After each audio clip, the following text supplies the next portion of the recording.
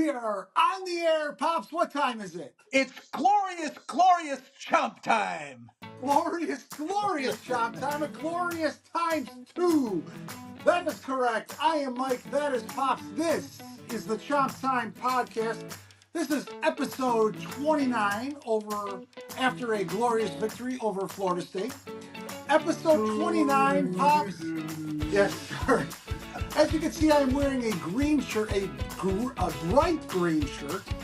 Episode 29, I have titled All Systems Go. Woo! I love it. Love For it. the Gators. We are 100% trending up. Oh, the program is on fire right now in a few different ways. We are going to go over... Hold on. Another guy's going to come over to us? All right. Yeah. We're going to go over the Florida FSU game, obviously, that took place in Tallahassee. A big 31-11 victory by the Gators.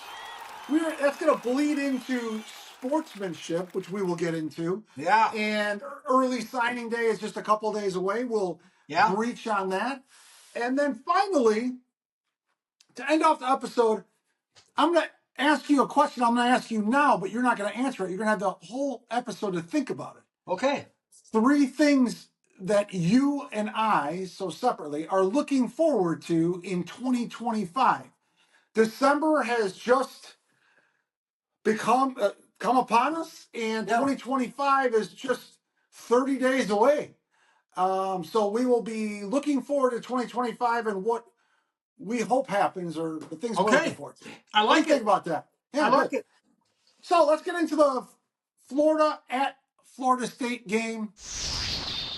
Big win for the Gators as they continue their role the last month and a half of the 2024 season. Your thoughts? I could not be more proud. What are you laughing at? It's water. That intro that I just gave was not very good. Stumbling here, stumbling there. I'll be fine, America. Just relax. All right, Pops, go ahead. Couldn't be more proud of this team from where we were in the third week of the season to where we finish right now. The entire Gator Nation, I would say 75 to 80% at least, wanted this guy, Billy, out. They wanted a fresh start. They wanted all this. They were giving up the year. Basically, Gator Nation said, we're done. Let's get through this year. Give me a new coach. Let's hope we can keep these guys, and let's move forward. Well, that's not what Billy Napier decided to do. Billy Napier decided to do, and I guess everything comes back to that first week off that the Gators had a bye. And I guess they just all met and said, listen, we're going to have to give each other whatever it takes to go forward in this program. And my God, if I could say in our family, we say it 3 times. I was wrong. I was wrong. I was wrong.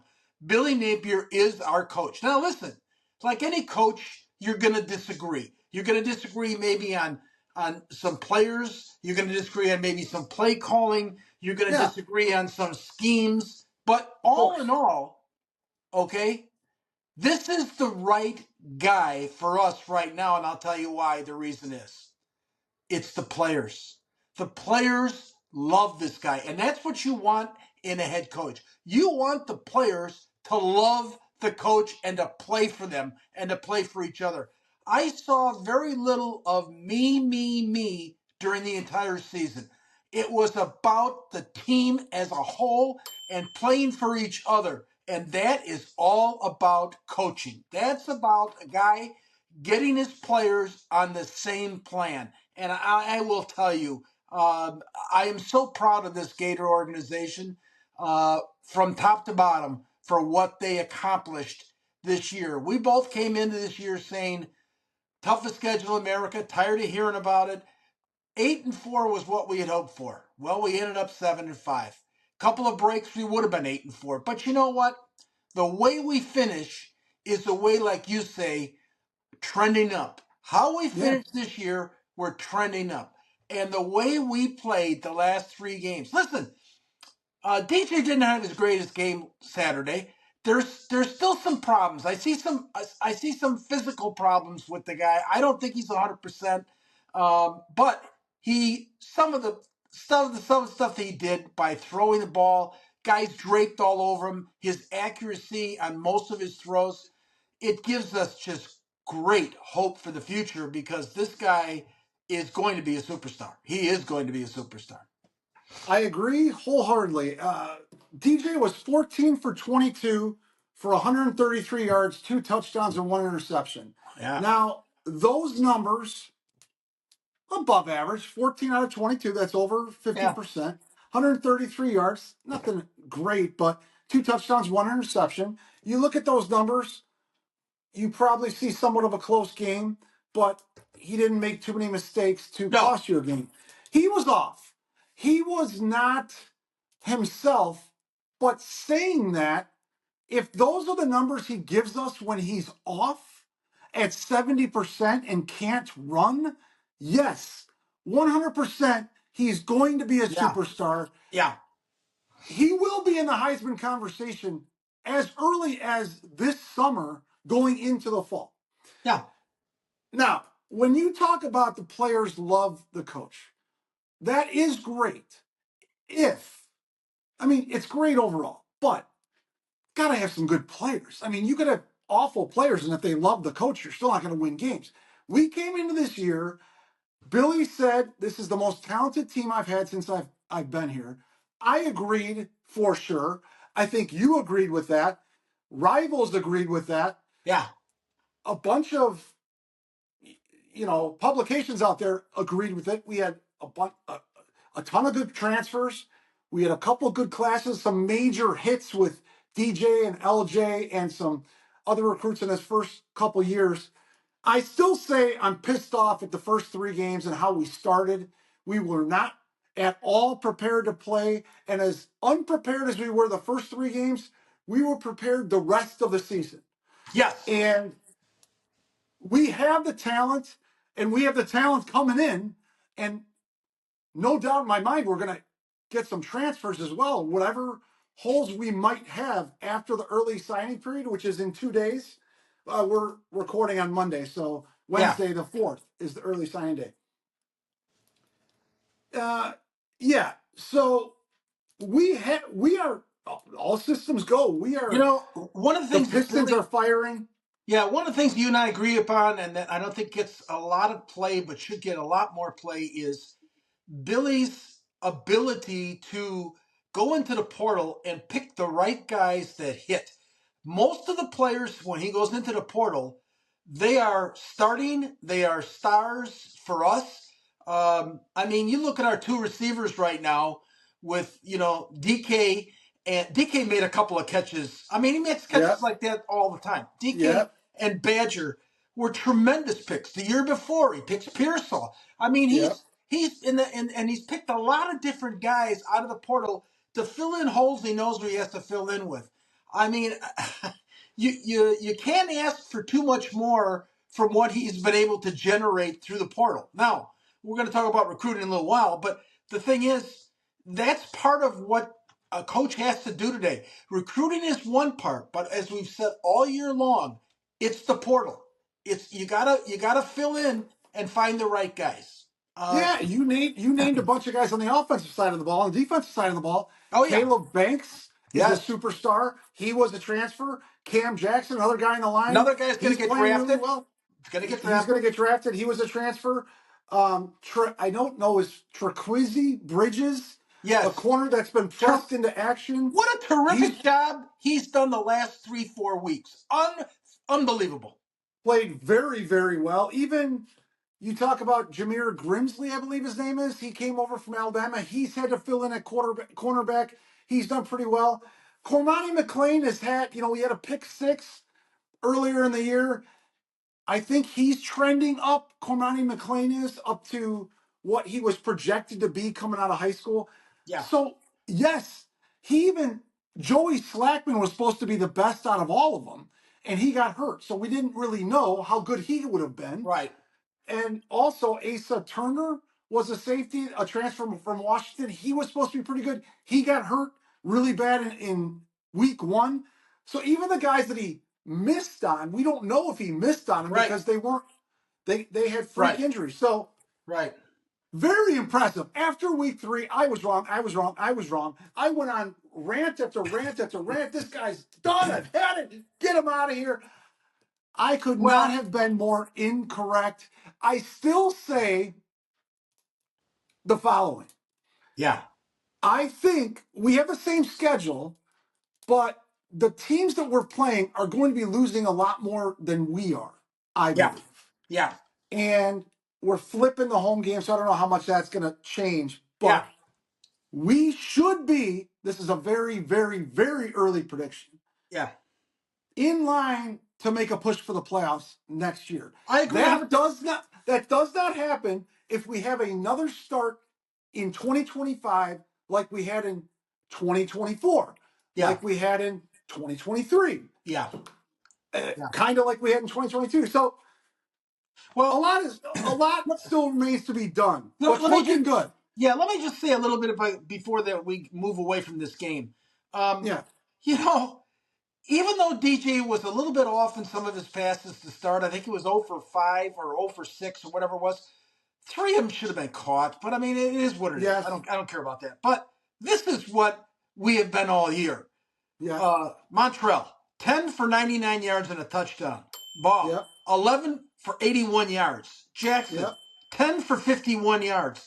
I mean, Johnson was another great pickup. I mean, he came with the coach. You know, we forgot Transfer, about him because he's been with us a couple of years. But, yeah. you know, our running backs have been just phenomenal. You know, you and I were talking online about Baugh. You know, he reminds me of a couple different Gators. He's so tough and makes them move so quick. I mean, and he's got a lot of power in him.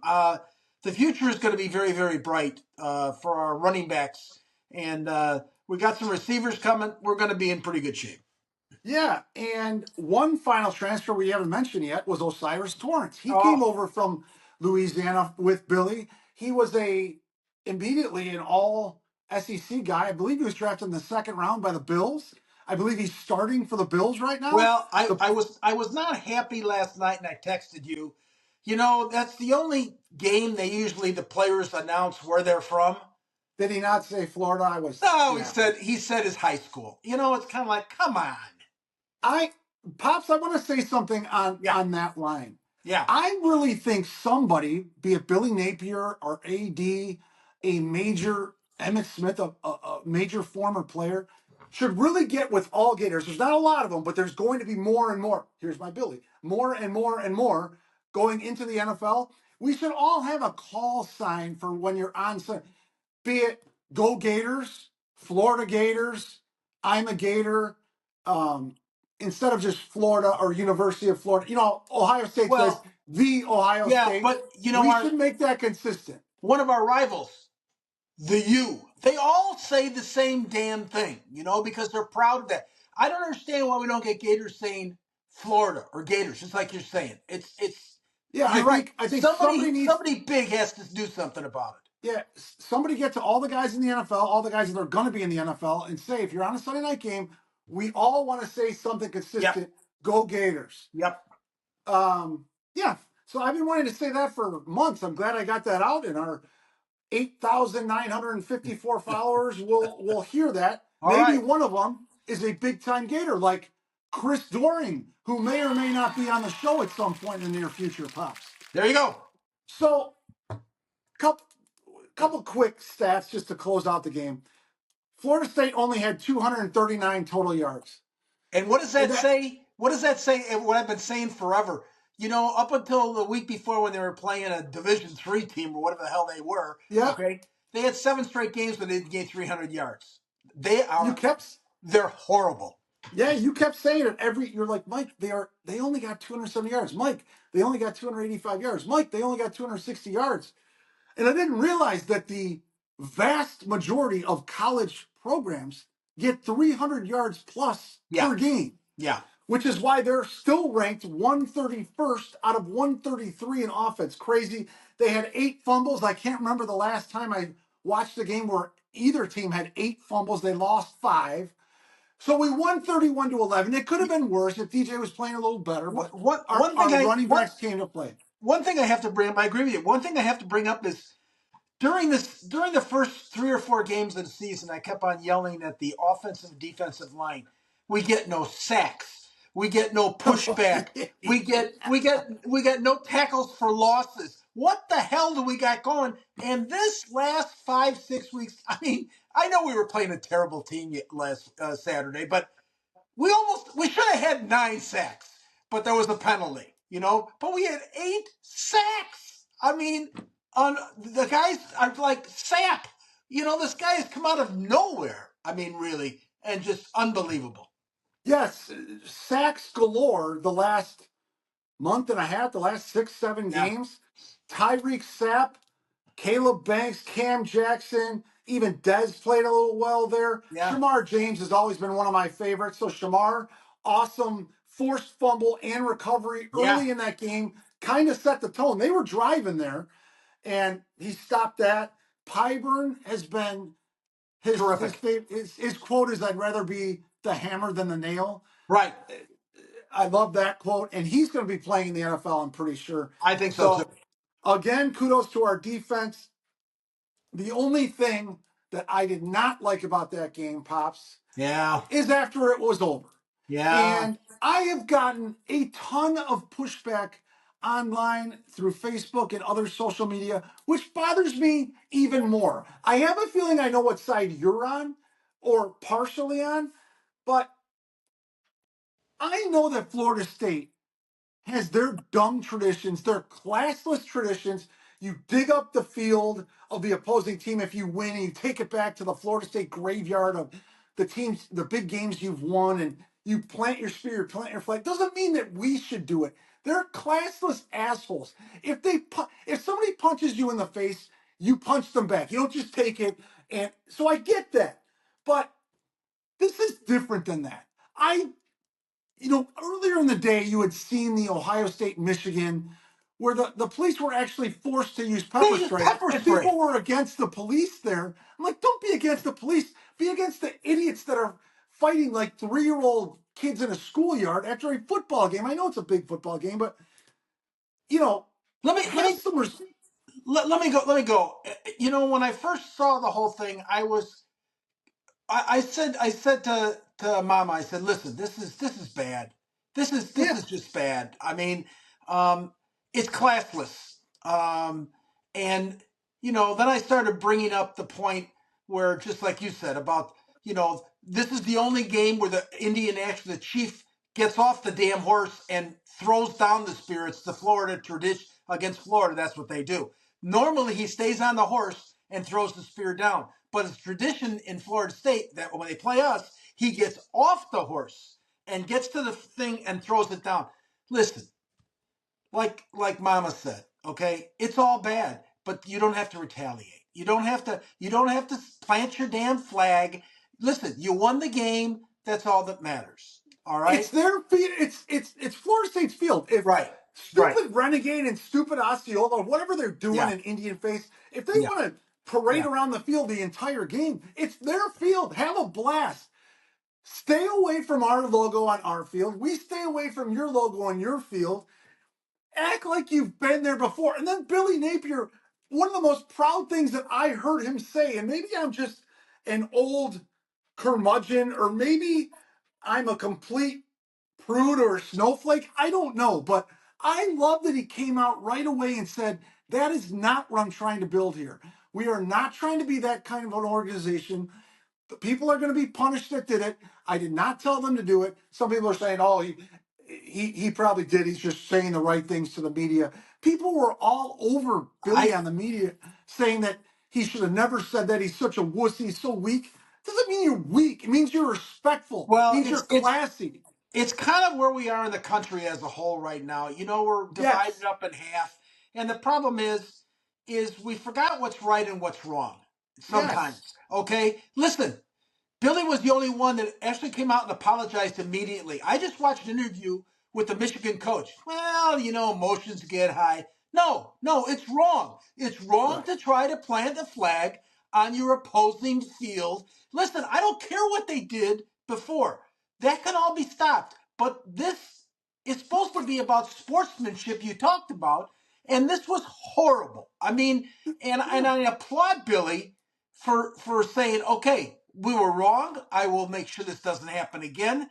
Norvell, hey, listen, I understand you're upset, but when a man puts his hand out, whether you like it or not, shake the damn man's hand, all right? And that was a bad look on him that he didn't shake his hand immediately. It was bad. Right, and especially after what his team has done the last 3 years after every one of their victories on the road. And again, that doesn't mean it's right. We need to clean all this up. And part of the thing is, maybe we get to the point where what the University of Florida does. Okay, big game, big rivalry. You win the game, you stay in the damn stands, and you let the players celebrate. Okay. I think we're going down a wrong track, and I'm changing my opinion here about fans storming the field. I think it's a bad message. I think we need to understand this is a game. There's players. Let them celebrate. It's their game. Okay? This going into the field, and I'm telling you, it's gonna create some problems because some of these players on the opposing sides are gonna start taking swings. And it's not. I agree with what the University of Florida. I'm not happy about it when I first said it, but I agree with it. Keep the fans in the stands, okay? Let the players. Can you imagine if everybody's rushing the field and there's fights going on because of the flag? This would have been It would have been a mess. Of course. And there's one way to stop it all: win. Yeah. Win at home. You win at home. You do whatever you want on your field. On your field, you do whatever you want. Yeah. Opposing fields, you got to respect the field. Period. But win at home.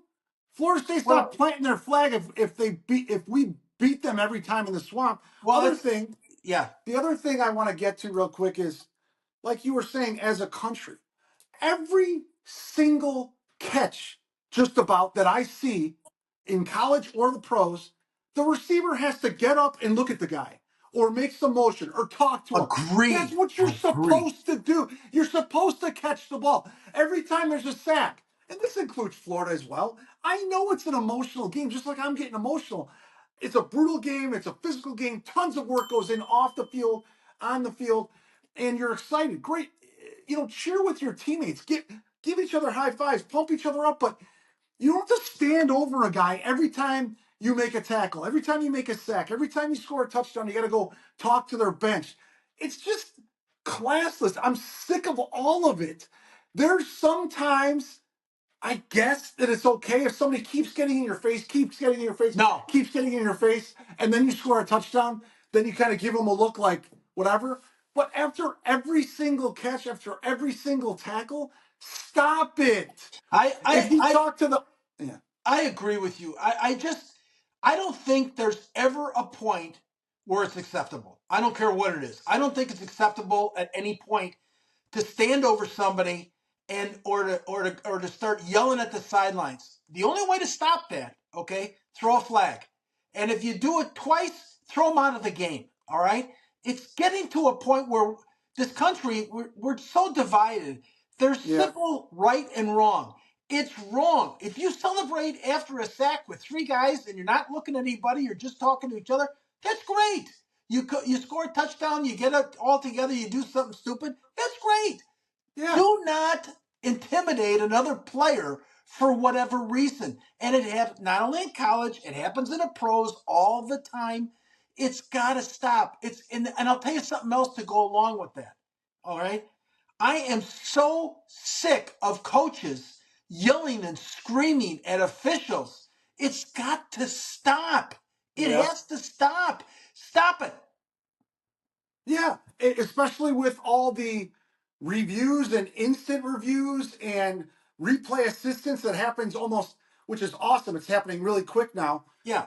Listen, the call, if it was a majorly blown call, they'll get it right. Yeah. Especially on any major college football game or NFL. They get it right within like 2 seconds now. Yeah. So shut your fucking mouth. There you go. Now we got it. All right. Yeah, so that's our take. There's going to be people that absolutely disagree with us. And I'm not saying to help people up after you tackle them. I never agreed with that either. No, Like, no. I'm not saying don't celebrate and just flip the ball to the ref. I'm just saying the arrogance and the braggadocious nature of all of sports is sickening to me. I, Have some it's class. supposed to be a sport. Hey, listen, let's talk about your favorite thing in sports is in college football is recruiting. Man, are we trending positively. Yep. You know, for the last week, we've gained about 7 or 8 guys, and they're Yeah, all we do. coming from programs that are really big. Texas, Auburn, Georgia. We're picking Florida guys State, up. yeah. We're picking guys up from everywhere, and we're not done yet. I mean, No, we're not done yet. We're ranked number 13 right now. yeah, We've gone up from number 60 to number 13 within a matter of 3 weeks. yeah, The exact opposite of what happened last year. Last year, the end of September, I believe we were ranked like number 3 in the team rankings according to Rivals, and we just kept. Then we lost 5 games in a row. We were looking bad in those games, and guys kept dropping off. Signing day, we lost 3 guys that were complete flips that we were not expecting. We didn't get anybody flipped in. So we ended up with like 14 or number 15 that last year. yeah. Opposite this year, I went from 60 to 13. 2 guys I want you to look out for. I know, and he's trending towards us.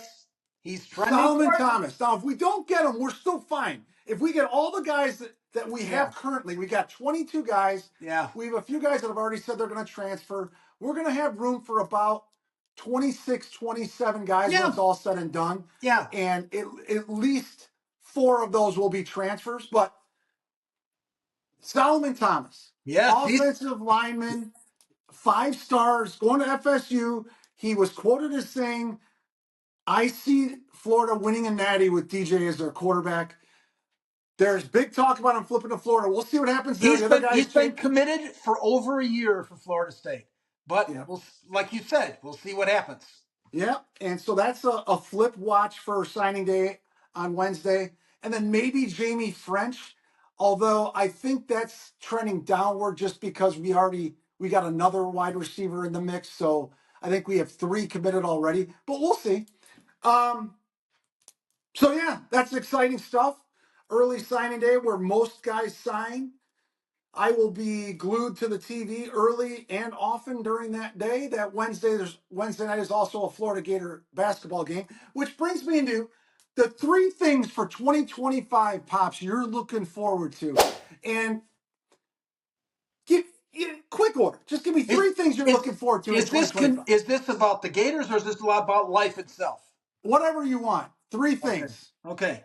So to me, the number one thing that I look for and I look for in every year is health. I mean, Health. it's health is number one for me. You need to make sure you take care of yourself because as you get older, you know it gets tougher and tougher. So I'm in my years, so health is number one for me. Yeah. Number two is, man, we have a new president, we got a new Congress, we got a new everything. In the words of that former great, I won't say that. I won't say it. Listen, we all need to just get along. We need to just get along, okay? Let's give this new administration a chance. Let's give them a chance, all right? There's a lot of things that are wrong. Over this weekend, we found some things that, you know, I guess everybody isn't above the law, but it is what it is. I mean, there's nothing we can change about it. But we need to give the new administration a chance because there's a lot of things broken, a lot of people suffering. We need to take care of that. And my third thing is need to see you down here for Florida, my friend. That's what we need to see. We will see, Pops. To piggyback on, when you're watching what Trump does in the next few years, the media still hates him. The media is still going to bring out every negative aspect of anything he does, whether it's actually negative or not. And you have to be able to just look at it on the face of things. He's not going to do everything right, but I do believe we're going to get the country back on track a little bit. Okay, so my 3 things. When I say health, I'm also talking about rah-rah, okay? Of course. It's Well, always about the family. so you're Okay. not Yeah. wishing your wife of 50-something years death. Thanks for clarifying. All right, so my three things. Number one, in 2025, I'm looking forward to a new / final chapter for me. Hopefully, everything goes well in the next couple days, the next couple weeks as I move forward here. I don't know if you have a St. Joseph, but go ahead I and do. bury that I will bury and him. attach my address to it. Anyone that knows, if you know, you know. Okay. I look forward to that. Number two, I look forward to the broad category of sports. 2025, our hoops team this March is probably going to make a deep run. Excited for that.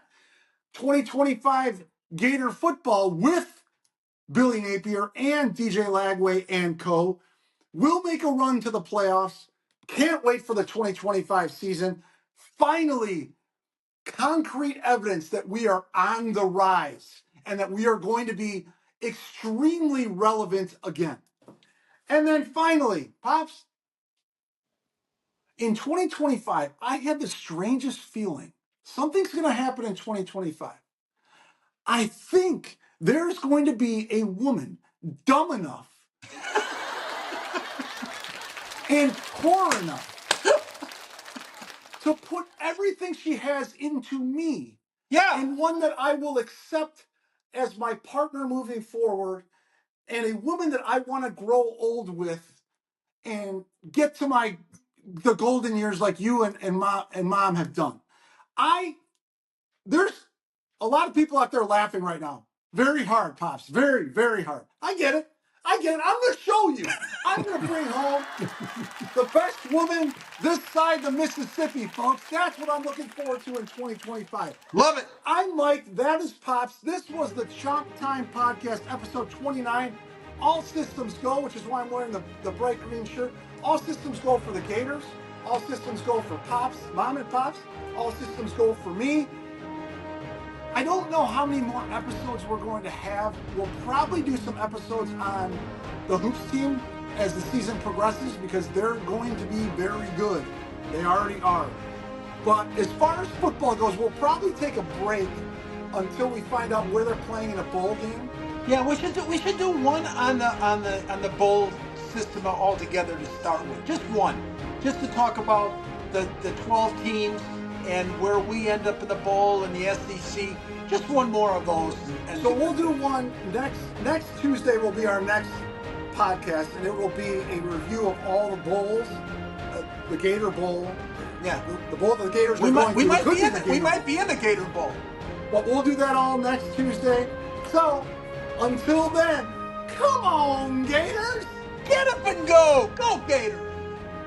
Take care, everybody.